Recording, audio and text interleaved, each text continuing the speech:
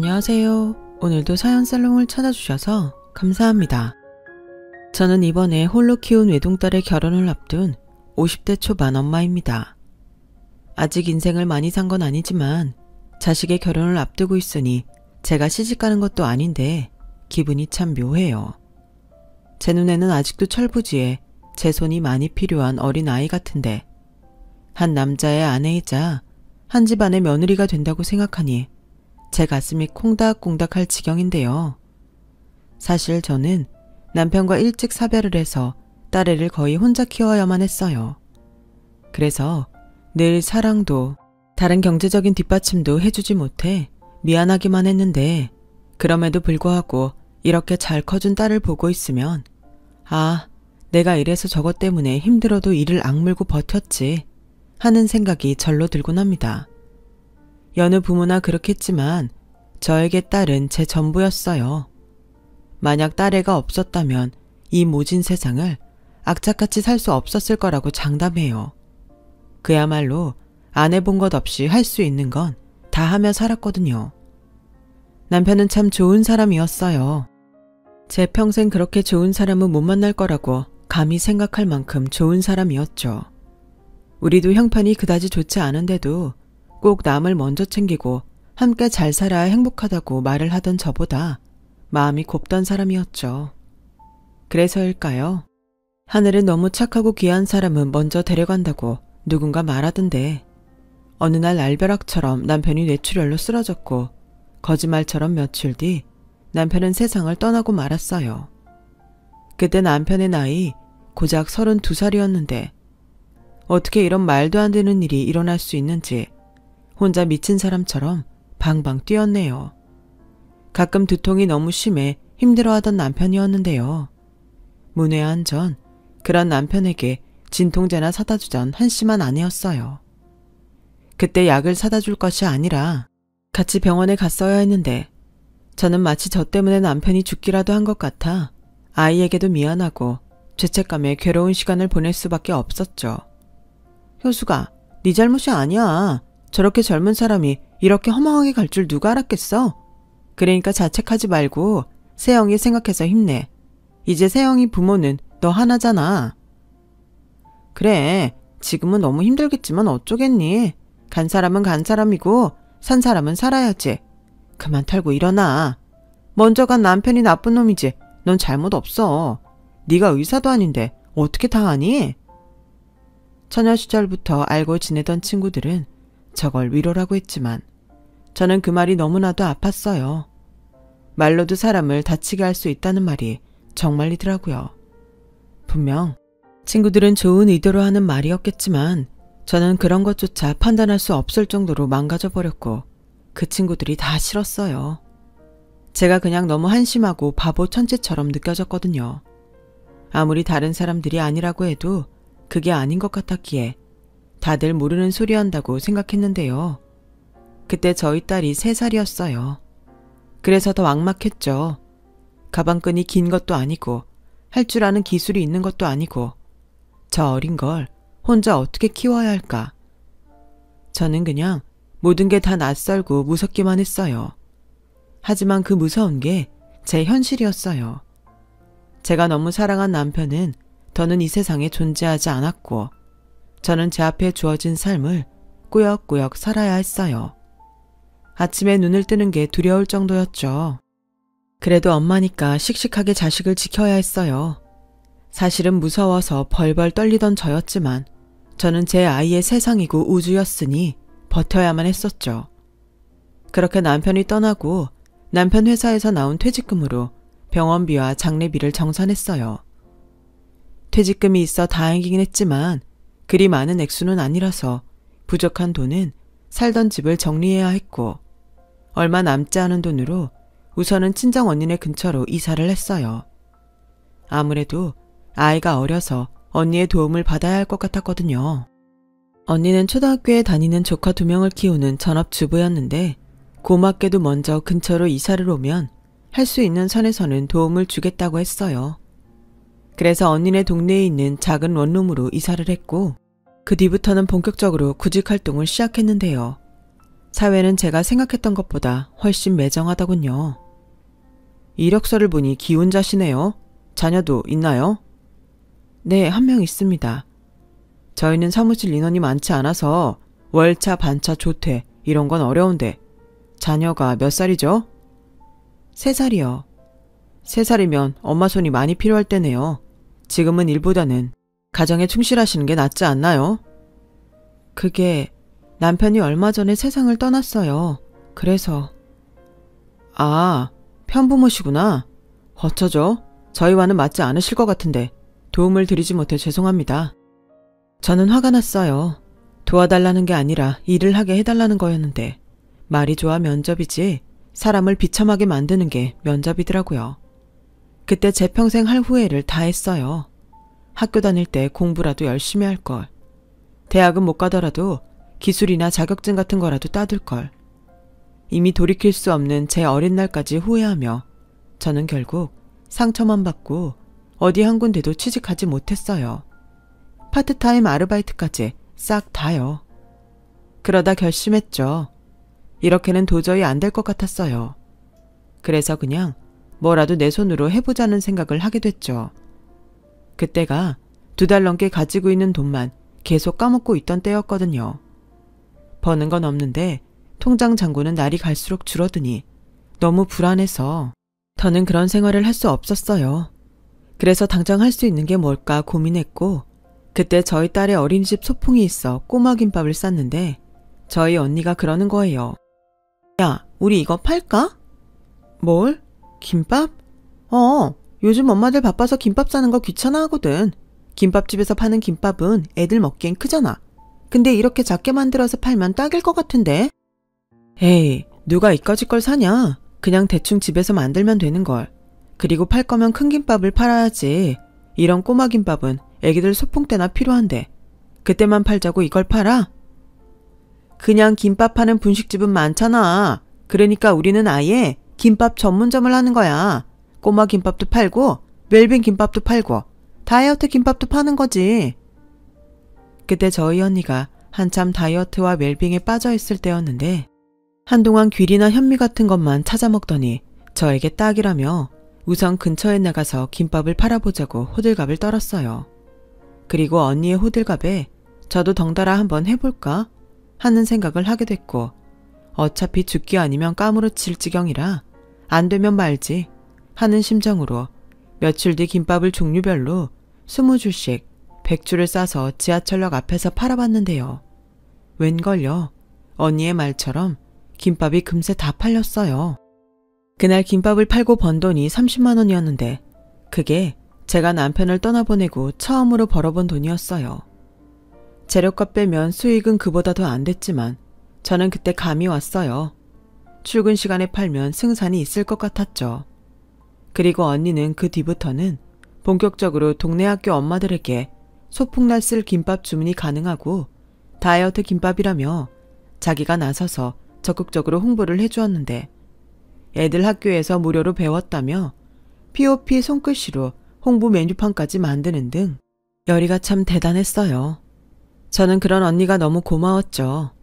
그렇게 생각해보면 얼떨결에 저는 김밥 장사를 하기 시작했어요. 새벽 3시에 일어나 김밥을 싸고 새벽 5시부터 지하철역에 나가 아침 장사를 하며 하루를 시작해 8시쯤엔 집에 돌아와 아이를 어린이집에 보내고 다이어트용 웰빙 김밥을 싸서 언니 편의 학교 엄마들 상대로 점심 장사를 하면서 딸아이는 언니에게 부탁하고 사람들 퇴근 시간에 맞춰 지하철역에서 저녁 장사를 했는데 몸은 좀 힘들어도 돈이 되긴 했어요. 소풍 때는 주문까지 받아 꼬마 김밥이나 꼬마 주먹밥 같은 것도 만들어 팔았는데 엄마들 사이에서 입소문이 나니 이래저래 도움이 많이 되긴 했어요. 그렇게 꼬박 2년을 살았어요.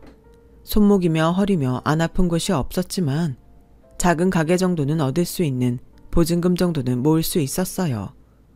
거기에 좀 외진 골목이긴 했어도 가게에 방까지 하나 딸린 작은 가게를 발견했는데 출근할 것도 없이 딱 제 가게다 싶어 바로 계약을 했고 길거리 장사를 졸업할 수 있었어요. 길거리에 나가 음식을 판다는 게 날씨에 따라 너무 힘들었거든요. 장마, 무더위, 폭설, 한파까지. 다시 그때로 돌아가 할 수 있냐고 누군가 물어본다면 저는 자신 없다고 할 것 같아요. 그만큼 힘들었으니까요. 그래서인지 10평도 되지 않은, 테이블도 2개밖에는 놓을 수 없는 작은 가게였지만 저는 너무 행복했어요. 그리고 김밥과 잘 어울리는 라면을 팔기 시작했죠. 더 이상 지하철역에 나가 김밥을 팔지 않았지만 제 김밥을 사서 먹던 동네 분들이 있어 가게는 딸과 제가 먹고 살 정도는 됐어요. 거기에 바쁠 때는 언니가 와서 도와줬는데 제가 너무 고마워 언니에게 수고비를 주려고 하면 언니는 항상 됐다며 제가 무너지지 않고 잘 버텨주는 것만으로도 자기는 고맙다며 돈을 받지 않았어요. 저희 자매는 부모님이 일찍 돌아가셔서 혈육이라고는 저희 둘뿐이었는데 아마도 언니는 자기가 제 친정엄마 대신이라고 생각했던 것 같아요. 원래도 저에겐 엄마 이상이었던 언니였는데 남편과 사별한 동생이 내내 신경이 쓰였겠죠. 그렇게 저는 딸을 키우며 하루도 쉬지 않고 김밥을 말았어요. 그러다 저희 아이가 초등학교에 입학했고 어느 정도 생활도 안정이 되면서 아이를 위해서라도 조금 무리를 하긴 했지만 가게와 별도로 살림집을 전세로 분리했는데요. 그렇게 집다운 집에서 딸과 둘이 지내니 남편 생각이 많이 났어요. 나 자기 없어도 이만큼 산다고, 이만하면 잘하고 있지 않냐고. 남편 사진을 보며 생색을 냈는데요. 사실은 아이가 초등학교에 들어가니 남편의 빈자리가 더욱 크게 느껴져서 딸 몰래 혼자 눈물 흘리던 날도 많았어요.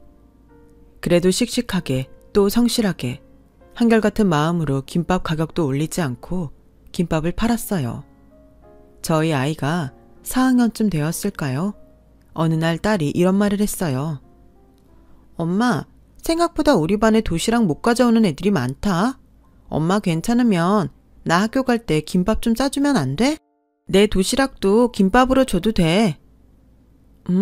그 친구들 가져다 주게? 김밥은 다른 반찬도 필요 없고 맛있잖아. 우리 세영이는 김밥 안 질려? 그래서 엄마가 일부러 도시락에 김밥 안 싸려고 하는데.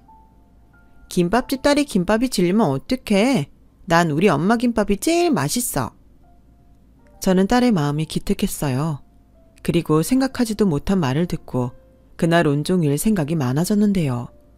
지금이야 학교마다 무상급식을 해서 점심을 굶는 아이들이 없지만 그때는 힘들어서 그마저도 힘든 아이들이 있었어요. 그러자 어른으로서 여간 마음이 쓰이는 게 아니었죠.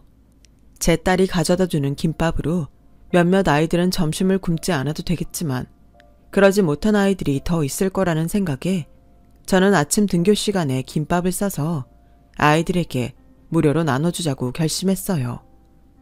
그 아이들이 김밥을 가지고 학교에 가면 점심을 해결할 수 있다고 생각하니 신이 나기 시작했어요. 그러자 제 계획을 한 언니는 으이그, 야, 너는 돈이 썩어나? 그리고 하면 언제까지 할 건데? 괜히 손해보는 일 만들지 말고 하지 마. 네가 그럼 애들이 뭐 네 맘 알아주기나 할 것 같아? 요즘 애들 남 눈치 보여서 그런 거 싫어해. 라고 저를 말렸지만 저는 언니 말이 하나도 귀에 들어오지 않았어요. 이미 하기로 마음 먹었거든요. 대단한 기부나 봉사 같은 건 할 수 있는 형편이 아니지만 그 정도는 제가 어른으로서 할 수 있겠다는 판단이 섰으니까요. 만약 남편이 살아있었다면 분명 좋은 생각이라며 자기가 먼저 발벗고 나설 거라고 생각하니 더는 망설일 이유가 없었죠. 그래서 그 다음날 저는 새벽 6시에 일어나 김밥을 싸서 가게 앞에 아침에 싼 김밥이에요. 무료 나눔 행사 기간이니 가져가서 맛있게 먹어요.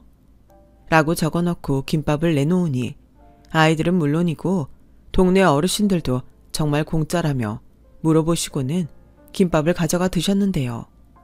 많이 준비한다고 했는데 김밥이 정말 순식간에 없어지더라고요.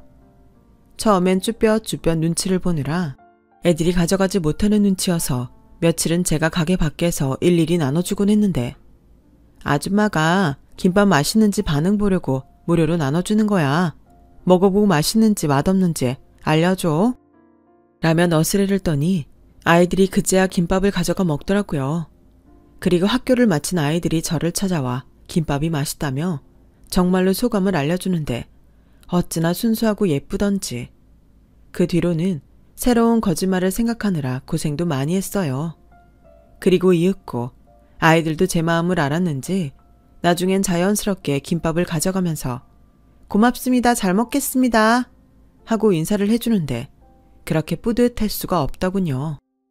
그리고 감사하게도 동네에서 착한 아줌마가 아는 김밥집이라고 소문도 나서 일부러 찾아와 김밥을 주문해 주시는 손님도 있었어요. 나중엔 저희 언니도 자기 생각이 짧았다며 미안하다고 했는데 어느 날부터는 자기가 아침에 일부러 나와 저를 도와주기까지 했어요. 그렇게 아침마다 언니와 수다도 떨며 김밥을 싸니 이것도 재미있었는데 그러기를 몇 달 후 형부가 지방에 있는 공장으로 근무지가 변경되면서 언니는 어쩔 수 없이 조카들과 지방으로 이사를 가게 되었어요. 그래도 남편 떠나고 언니를 많이 의지하고 지냈는데 언니가 이사를 간다고 하니 밤에 잠도 오지 않을 정도로 허전하더라고요. 그렇다고 형부가 가시는데 언니는 가지 말라고 붙잡을 수도 없고 이젠 딸도 제법 컸기에 저는 이제 정말로 홀로 서기를 해야겠구나 생각했는데요.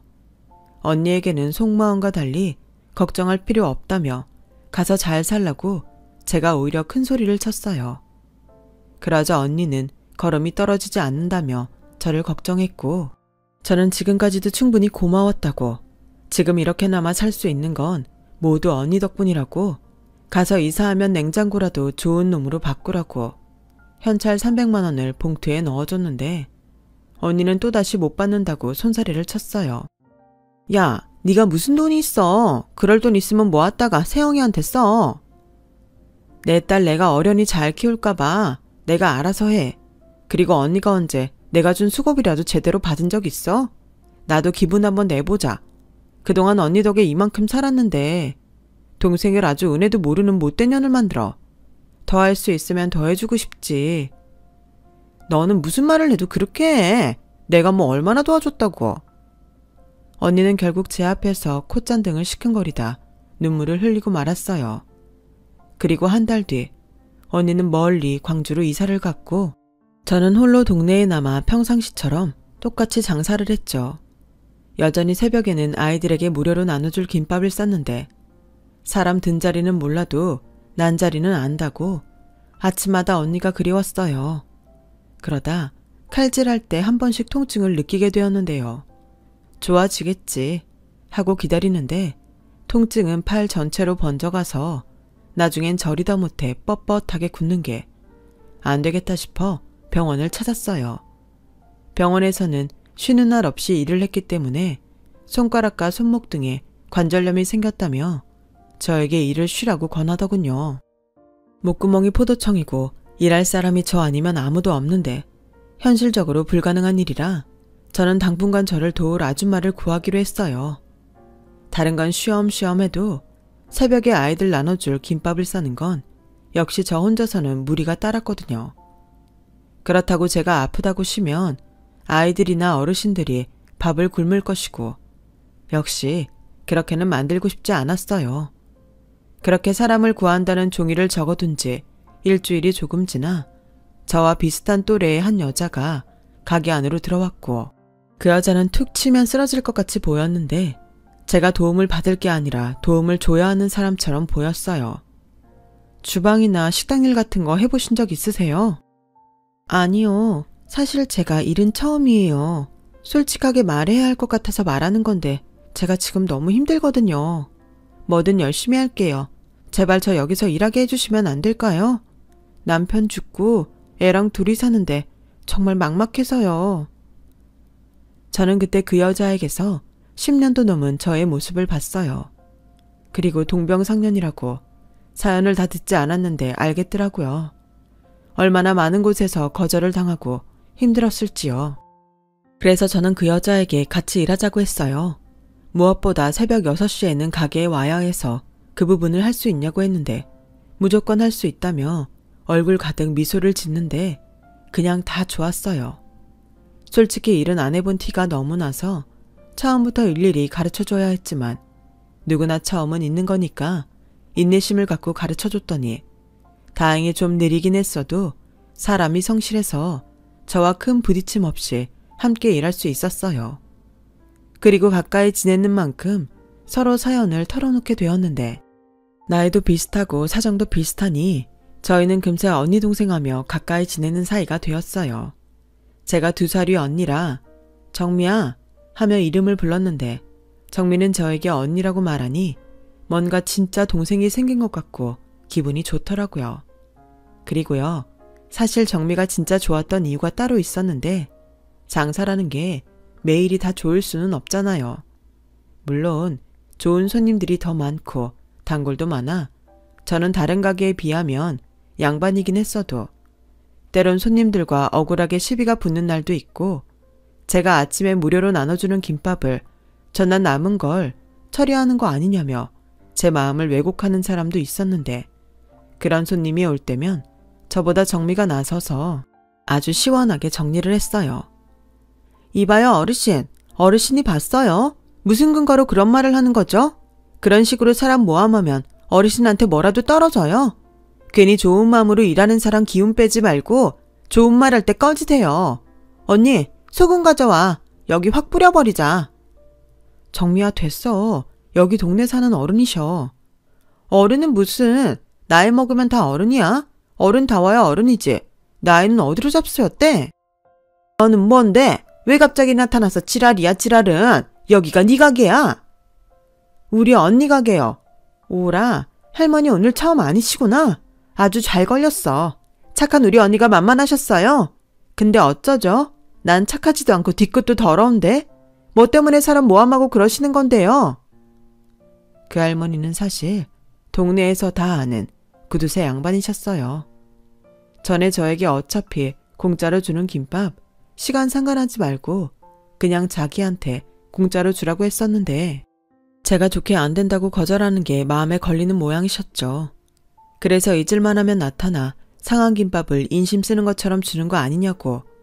자기 친구가 이 김밥 먹고 탈이 났다고 어찌나 사람을 곤란하게 하시는지. 그날 정미 덕분에 그 할머님은 더는 저희 가게에 얼씬도 하지 않게 되었어요.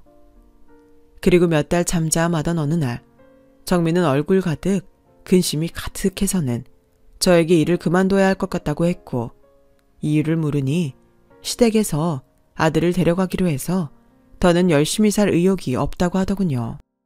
왜 갑자기 애를 시댁에 보내는 건데 돈 때문에 그래? 내가 월급 좀 올려줘. 아니야 언니. 사실 우리의 친가가 좀 살아. 전부터 애 생각해서 자기들한테 보내라고 했는데 내 고집이었지. 근데 녀석이 가고 싶다고 하네. 아무래도 내가 못해주는 게 많으니까 지도 가고 싶은가 봐. 가고 싶다는데 뭣도 없는 엄마가 가지 말라고 말도 못하겠고 내가 무슨 염치로 그래. 너도 그렇지. 먹고 살아야 할 거 아니야. 너 당장 일도 안 하면 앞으로 어떻게 살려고. 나도 친정 갈 거야. 친정? 너 친정 있었어? 사실 나 집에서 반대하는 결혼해서 친정하고는 영 끊고 살았는데 애 시댁에 보내면 집에서 오라고 하네. 애도 없는데 혼자 지낼 자신도 없고. 그래, 잘 생각했다. 그런 거라면 나도 말릴 수 없지. 아마 아들도 네가 자기 때문에 고생해서 친가에 간다고 했을 거야. 아니야. 그 새끼 사춘기라고 아주 지밖에 몰라. 내가 지랑 살려고 얼마나 노력하면서 살았는데 생전하지도 못한 일까지 하면서. 근데 홀랑 저 혼자 가겠다고? 언니, 뭐하러 자식 키운다고 그 고생을 했나 싶어. 엄마가 뭘 바라고 자식을 키우냐? 너도 지금은 이렇게 말하지만 아들 키우는 내내 바라는 거 없었잖아. 그래도 난 네가 부럽다. 그런 시댁이라도 있으니까. 그리고 아들이랑 좋게 잘 지내. 괜히 서운하다고 아들도 서운하게 하지 말고. 그러다 후회한다. 언니는 참 한결같다. 너무 그렇게 살지 마. 싫으면 싫다. 화나면 화도 내고. 악착같이 살아. 나 자리 잡고 자주 놀러 올게. 그래, 진짜 자주 와야 해. 이제 너 없으면 허전해서 어떡하냐?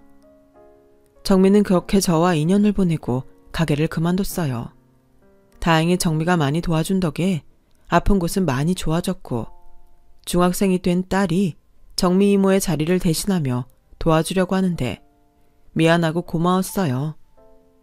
정미 아들처럼 여유가 있는 친가가 있었다면 저도 당장이라도 딸애를 보내고 싶은 심정인데 그럴 수 없는 형편이니 제가 죽으나 사나 딸만큼은 잘 키우자 또 다짐했네요. 그러던 어느 날이었어요. 보통 때도 점심시간부터 늦은 오후까지는 바쁜 편이었는데 테이블이 2개밖에 되지 않으니 어쩔 수 없이 김밥만 포장해가는 손님이 많았는데 그날은 날이 춥다 보니 라면과 함께 먹겠다며 기다리는 손님이 몇 명 있었는데 그 시간이 동네 엄마들이 어린이집에서 오는 아이들을 기다린다며 늘 테이블 하나를 붙잡고 있어 밖에서 기다리는 손님이 여간 마음이 쓰이는 게 아니었어요. 그래서 망설이다 겨우 양해의 말을 구했는데요. 저기 죄송하지만 다 드셨으면 자리 좀 비워주실 수 있을까요? 밖에서 손님이 식사하고 싶다고 기다리시는데 아무래도 제가 신경이 많이 쓰여서요. 어머, 아줌마는 뭘 그런 걸 신경 써요? 기다리다 안 되면 그냥 가겠죠. 아, 아줌마 김밥 못 팔아서 그러시는구나. 그럼 저희 김밥 한 줄 더 주세요. 얘들아, 괜찮지? 언니, 우리 좀 있으면 저녁 시간인데 김밥 한 줄을 더 먹자고? 난 별론데. 그럼 어떡해? 애들 오려면 30분은 더 기다려야 하는데. 그럼 그러지 말고 여기 꼬마 김밥도 팔잖아. 그걸로 하자. 사가서 애들 저녁으로 주면 되니까. 저기요, 꼬마 김밥은 따로 주문을 해주셔야 해요. 안에 들어가는 재료가 다르거든요. 그리고 꼭 제가 더 팔아야 한다는 게 아니라서요. 다 드시고 1시간 넘게 앉아 계셨으니 양해를 부탁드리는 거예요. 제가 오늘 말고 이런 말 드린 적도 없잖아요. 오늘은 날이 워낙 추워서요. 어머, 웃겨? 우리가 김밥 한 줄 시켰다고 내쫓는 거예요? 아줌마 그렇게 안 봤는데 속물이네. 아줌마, 지금 실수한 거예요. 동네 장사하면서 동네 엄마들한테 이런 식으로 해요. 우리가 고작 한 줄 먹지만 우리 일주일에 3-4번은 오는 단골인데. 자주 오시는 거 알죠? 그래서 부탁드리는 거예요. 됐어요. 언제 나가든 우리 마음이지. 우린 아직 시간이 안 돼서 못 가요.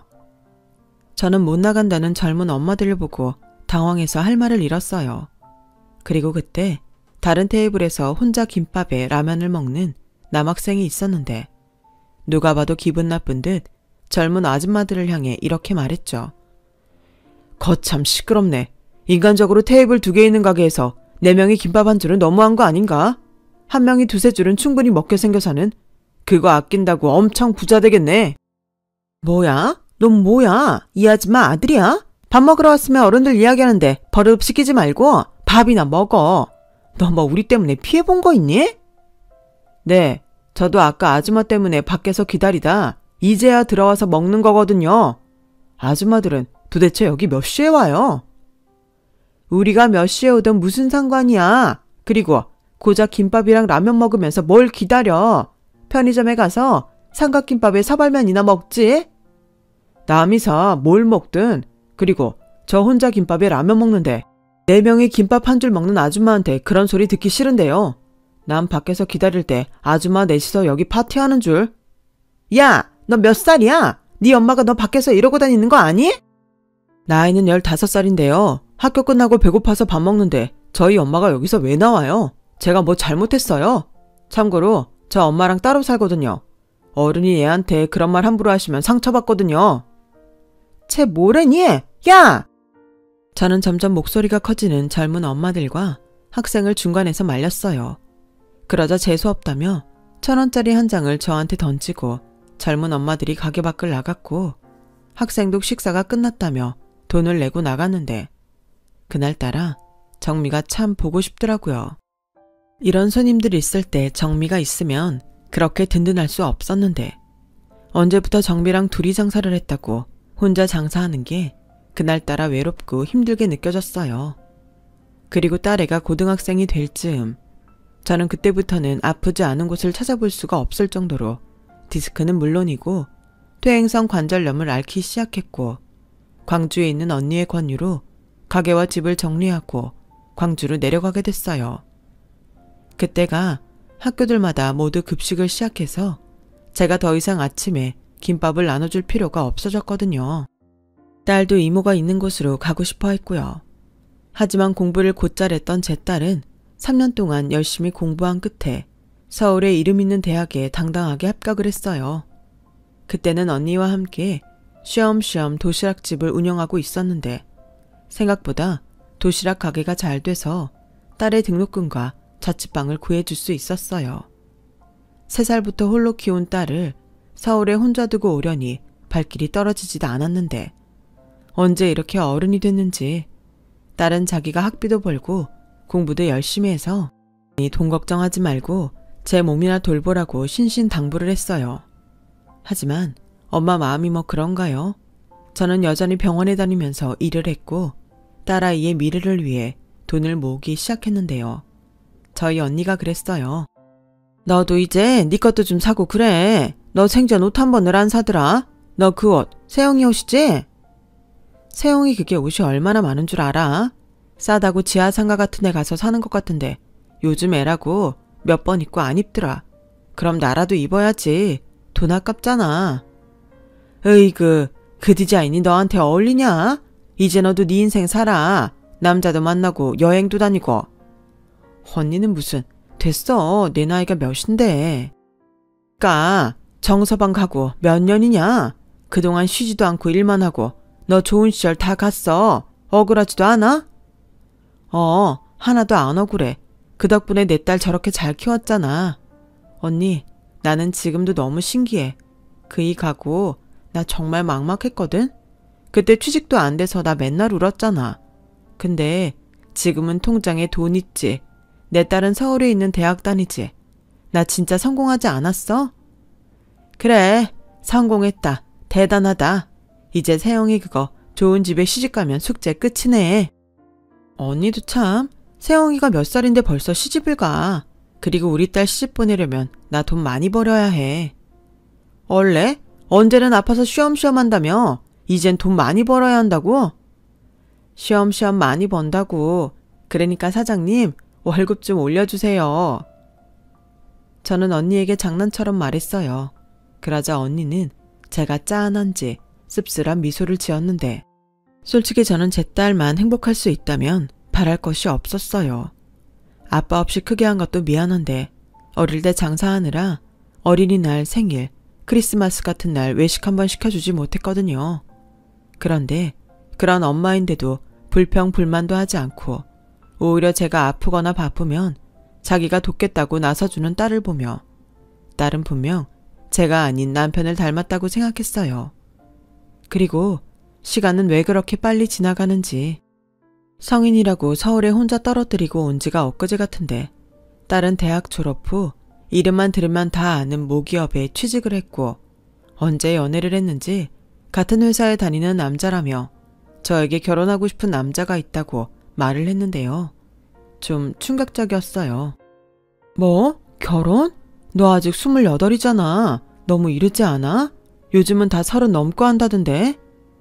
엄마, 그건 남들 얘기고 난 빨리 하고 싶은데. 우리 딸 외로워? 그래도 그렇지. 시집은 너무 이르다. 엄마 서운해. 엄마, 좋은 사람이야. 그리고 엄마도 알면 깜짝 놀랄걸? 엄마가 놀란다고? 왜? 그런 게 있어. 난 그거 알고 진짜 소름 돋았는데. 저는 딸의 호들갑에 호기심만 커졌어요. 그래서 일단은 딸의 남자친구니 만나보자고 생각해 모처럼 서울로 올라갔는데요. 오랜만에 아가씨가 된 딸과 만나 맛있는 것도 먹고 이야기도 나누니 그렇게 좋을 수가 없더라고요. 그리고 이윽고 딸의 남자친구를 만나게 되었는데 뭐랄까 정말로 낯이 있긴 했어요. 하지만 딱 떠오르는 기억은 없었는데 딸의 남자친구가 먼저 깍듯하게 인사하며 저에게 그러더군요. 잘 지내셨어요? 저 기억 안 나시죠?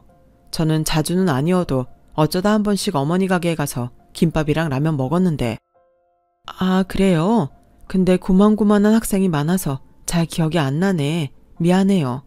그래도 내 가게 오던 손님이었다니 우리 딸 말대로 신기하긴 하네요. 그렇죠. 저도 엄청 신기했어요. 그날 아줌마들 그 이후로 가게 안 왔죠? 그 아줌마들이 하도 별로라서 걱정했는데 분명 자기들끼리 헛소문 내고 그랬을 거라. 그래도 그렇지 진짜 양심도 없죠. 4명이 와서 김밥 한 줄 시키고 그렇게 죽치고 있는 사람들이 어딨어요. 잠깐만, 혹시 그때 그 젊은 엄마들한테 뭐라고 했던 학생이에요? 이제 저 기억하세요? 어머나, 세상이 좁긴 하네. 어떻게 그 학생이 우리 딸 남자친구가 됐을까? 둘이 같은 회사라고? 엄마, 근데 이 사람은 조만간 회사 옮겨야 할 것 같아. 왜? 지금 다니는 회사도 좋은 회사잖아. 그게 저희 엄마가 하도 극성이라서 엄마를 좀 도와드려야 할 것 같아요. 엄마가 작은 회사를 하시거든요. 엄마?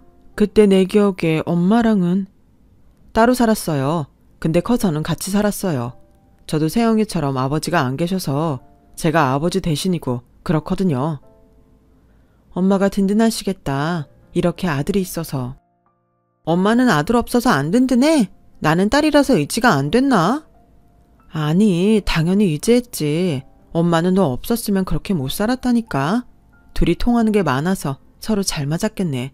그래서 그렇게 빨리 결혼하고 싶은 거야? 어머니, 서운해하신다는 얘긴 세영이한테 들었어요. 제가 사위 말고 아들 하겠습니다. 저 세영이랑 빨리 결혼하고 싶어요. 저희 엄마도 엄청 바라시거든요. 어머님이 우리 세영이를 봤나? 부족한 게 많은데. 무지막지하게 좋아하세요. 당장 상견례 하자고 난리시고요. 저는 어쩐지 딸의 남자친구가 싫지 않았어요. 과거의 인연도 인연이고 싹싹하고 구김살도 없는 게 저도 욕심이 나더라고요. 그런데 한 가지 마음에 걸리는 게 있었으니 그건 딸의 남자친구의 집안이었죠. 회사를 운영할 정도의 집이면 보나마나 저희 집과는 차이가 많이 날 텐데 괜히 딸애가 상처를 받는 건 아닐까? 엄마로서 마음이 쓰이지 않을 수 없었어요. 그리고 딸 시집 보낼 때 쓴다고 꾸준히 적금을 부으며 돈을 모으고 있던 저였는데 딸의 남자친구를 보니 그 돈들이 턱없이 부족하게 느껴졌고 이래저래 걱정이 안 될 수가 없었어요. 나중엔 급기야 이 결혼이 부족한 저 때문에 깨진다면 딸아이가 얼마나 깊은 상처를 받을까? 벌써부터 두려웠는데요. 너도 참 걱정도 팔자다. 막말로 못 사는 집 아들보다 잘 사는 집 아들이 100배 낫지. 세영이 그게 야무지긴 하다. 대학도 알아서 척척, 시집도 알아서 착착. 언니 호들갑 떨지 마. 괜히 돈 좀 있다고 애한테 함부로 할까봐 나는 걱정돼 죽겠는데. 너 그거 알아? 걱정하는 일은 대부분 일어나지 않아. 방심했을 때 불행은 정면이 아니라 내 뒤에서 오는 거야. 그래서 뒤통수를 빡 치는 거라고. 걱정하지 마. 네가 걱정하는 일 안 일어나. 그리고 그런 일이 일어나기만 해. 내가 내 조카 그렇게 살게 놔둘 것 같아? 아주 집구석을 개박살내고 말지. 너 내 성격 몰라? 알지. 그래서 그런 일은 제발 안 일어났으면 좋겠다. 언니는 늘 저런 식으로 좀 거칠긴 하지만 저를 위로했어요. 그럼 저도 언니의 말을 듣고 마음을 다잡곤 했는데 자식 걱정은 예외더라고요. 의식적으로 하지 않으려고 해도 어느새 딸아이 걱정을 하는 저를 발견했는데 그렇게 시간이 가지 않은 것 같더니 상견례 날이 코앞으로 다가왔어요.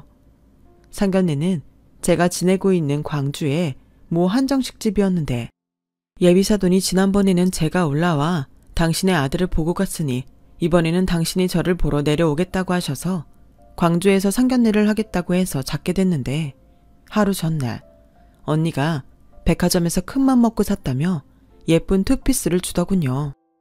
이게 뭐야? 설마 내 거야? 그래, 사장이 주는 서비스다. 괜히 주눅 들지 말고 가서 잘하고 와. 언니, 고마워. 사실 뭐 입고 가나 고민만 하고 있었는데. 네가 그럴 줄 알고 이 언니가 백화점에서 마네킹 옷 벗겨왔다. 또 지 딸내미 옷이나 입고 가면 안 되잖아. 저는 언니의 말에 오랜만에 크게 웃고 다음날 예쁜 옷에 마음을 진정시키며 딸과 만나기로 한 약속 장소로 향했어요. 딸은 어디서 그런 예쁜 옷을 샀냐며 물었고 이모가 사줬다고 하니 제가 광주로 내려가서 다행이라고 하더라고요. 아무래도 딸아이도 저 혼자 두고 시집간다고 생각하니 저 못지않게 마음이 무거웠던 모양이었어요. 그래서 딸의 마음만큼은 덜어주고 싶어 더욱 긴장하지 않은 듯 태어난 척을 했는데 상견례 장소에 도착하니 이런 고급 식당은 처음이라 어리둥절했는데요. 그렇게 직원의 안내를 받고 도착한 곳에서 그래도 먼저 봤다고 예비사위의 얼굴이 가장 눈에 띄었어요. 한번 봤다고 반갑더라고요. 그리고 얼굴도 제대로 들지 못하고 정중하게 예비사돈에게 인사를 하는데 제가 고개를 채 들지도 못했는데 예비사돈은 저에게 달려와 저를 와락 안았어요. 얼마나 놀랐는지 몸이 꽁꽁 얼어버렸는데 귓가에 들리는 익숙한 목소리에 저는 그만 눈물이 핑 돌고 말았죠. 언니, 이게 얼마만이야? 내가 가게 갔다가 얼마나 놀랐는지 알아? 너 정민이? 그래, 우리가 인연은 진짜 인연인가 보다. 이젠 영영 못 보나 했는데 이렇게 사돈으로 만나다니. 아니, 이게 다 무슨 일이야? 정말 네가 우리의 남자친구 엄마야? 네, 사돈. 내가 우리 정훈이 엄마야. 세상에, 그렇게 아들 친가에 보내고 힘들어하더니 이놈이 크더니 지 할머니한테 말해서 나랑 산다고 했대. 그때 언니 말이 맞았어. 내가 지 때문에 힘드니까 돈 많은 할머니 집에 가기로 한 거라고 하더라. 참네, 누가 그런 고마워할 줄 알고. 정미야, 아무튼 그래서 내가 이랬다고 하니까 언니 가게를 몇 번 갔나 봐. 근데 나도 오다 가다 스치게만 봐서 언니 딸 얼굴도 제대로 몰랐는데 어느 날 이놈이 지 여자친구가 엄마 이랬던 김밥집 딸이라는데 나 완전 소름 돋았잖아. 정민원 진짜 예전 그대로다. 성격도 하나도 안 변했네. 그거 욕 아니지? 사돈끼리 그러면 안 된다. 그리고 언니도 마찬가지거든. 어쩜 그대로야. 세영이가 누굴 닮았나 했더니 사돈 닮았네. 엄마, 이제 좀 진정해. 여기 우리 상견례 자리인데 또 까먹었지? 어머, 그랬지? 내 정신 좀 봐. 언니, 우리 앉자. 세영아, 어서 앉아. 너는 어제 못 보던 사이에 더 이뻐졌다. 너도 놀랐니? 네, 정훈 씨가 우리 가게 손님이었다는 것만 알아서요. 내가 이렇게 서프라이즈 하려고 말하지 말라고 했지. 언니, 여기는 내가 쏘는 거니까 우리 오늘 배 터지게 먹자. 저는 순간 상견례 장소라는 것도 있고 오랜만에 만난 정미, 아니 사돈과 반가운 재회의 시간을 가졌어요. 처음엔 그저 아들과 먹고 살게 도와달라고 금방이라도 쓰러질 듯 나를 찾아왔는데 이런 날이 올 줄 누가 알았겠어요. 그리고 듣게 된 지난 이야기로는 정민은 친정 오빠의 권유로 사업을 시작했는데 그 사업이 이제는 제법 자리를 잡아 아들과 같이 운영하면서 훗날에는 아들에게 사업을 물려줄 생각이라고 하더군요. 그러면서 제 딸은 하고 싶은 거 자유롭게 하고 그저 행복하게만 잘 살길 바란다고 했는데 언니의 말처럼 제가 그동안 했던 걱정은 모두 쓸모없는 걱정이었고 이젠 사돈이 된 정민은 사실은 아들 결혼보다 저와 다시 만났다는 기쁨에 어쩔 줄 몰라 했죠. 저도 잃어버린 동생을 찾은 그런 기분이 들었어요. 그렇게 저희는 한 가족이 되기로 했어요. 서로의 아픔을 너무 잘 알고 함께 일하며 볼 거 못 볼 거 다 본 사이라 민망하기도 했는데 제 사돈은 그래서 더 좋다고 하네요. 이제 며칠 있으면 제 품을 떠나 한 가정을 이룰 딸이 제 걱정과 달리 좋은 시어머니를 만나 얼마나 다행인지 몰라요. 그리고 제 사돈은 저에게 받은 게 많다며 제가 아니라고 극구 사양을 하는데도 제가 딸에게 네가 명품이니까 나만 오면 된다고 아무것도 해오지 말라고 했다더군요. 아들은 장가 보내고 자기는 저랑 여행이나 다니면서 놀러 다닐 거라고 명절에도 오지 말라고 했다는데 제가 그 말을 듣고 얼마나 웃었는지 모릅니다. 부디 지금의 이 모든 감정이 변하지 않고 좋은 인연, 오래 함께 할 수만 있다면 더는 바랄 게 없을 정도예요. 딸의 결혼식을 앞둔 요즘은 더욱 남편 생각이 많이 나요. 딸의 결혼식엔 아버지가 딸의 손을 잡고 걸어줘야 하는데 저의 믿음직한 사위는 동시 입장으로 이젠 장인의 자리까지 자기가 대신하겠다고 하니 어떻게 안 예쁠 수가 있겠어요. 사돈이 아들 하나는 정말 잘 키운 것 같아 장모로서 그저 고마울 따름이죠. 살다 보니 이렇게 제가 활짝 웃는 날도 오네요. 하늘에 있는 남편도 이만하면 저한테 자식 잘 키웠다고 고마워하겠죠. 언젠가 하늘에 있는 남편을 다시 만나게 된다면 이 말을 꼭 하고 싶어요. 나 정말 많이 힘들었는데 그 중에서 가장 힘든 건 당신이 너무 보고 싶은 걸 참는 거였다고요. 그러니 다음 생에는 성급하게 먼저 가지 말고 우리 둘 다 머리가 새하얗게 살 때까지 함께 하자고 말하고 싶은데 아직은 이른 이야기겠죠. 저는 앞으로도 열심히 살 거예요. 좋은 사위와 사돈을 만난 것도 너무 감사한 일이지만 저희 언니 말대로 이제는 저를 위한 인생도 한번 살아봐야죠. 배우고 싶은 것도 배우고 여행도 다니고 친구도 사귀어 보고 싶어요. 남자친구 말고 함께 인생을 걸어갈 좋은 친구를요. 그렇게 생각하니 새삼스레 이 나이에도 가슴이 설레곤 합니다. 아침에 눈을 뜨면 하루가 막막했는데 이제는 다음 날이 기다려질 정도로 설레고 행복합니다. 세상에 저 혼자 떨어졌다고 생각했는데 제 주변엔 좋은 사람들이 늘 함께였어요. 앞으로도 그 사람들에게 받은 만큼 베풀며 더 많이 행복하게 살겠습니다. 제 딸이 더욱 엄마 걱정은 하지 않도록 건강하게 즐겁게 살아갈 생각이에요. 지금까지 저의 사연 들어주셔서 대단히 고맙습니다. 여러분의 매일은 아프지 않고 절망하지 않고 많이 웃는 그런 날이면 좋겠어요. 그런 건강하시고 언제나 행복하시길 바라겠습니다. 감사합니다. 여러분, 사연 댓글에 응원과 현명한 조언 부탁드려요. 좋아요와 구독은 저에게 큰 힘이 됩니다. 오늘도 좋은 일 가득하세요.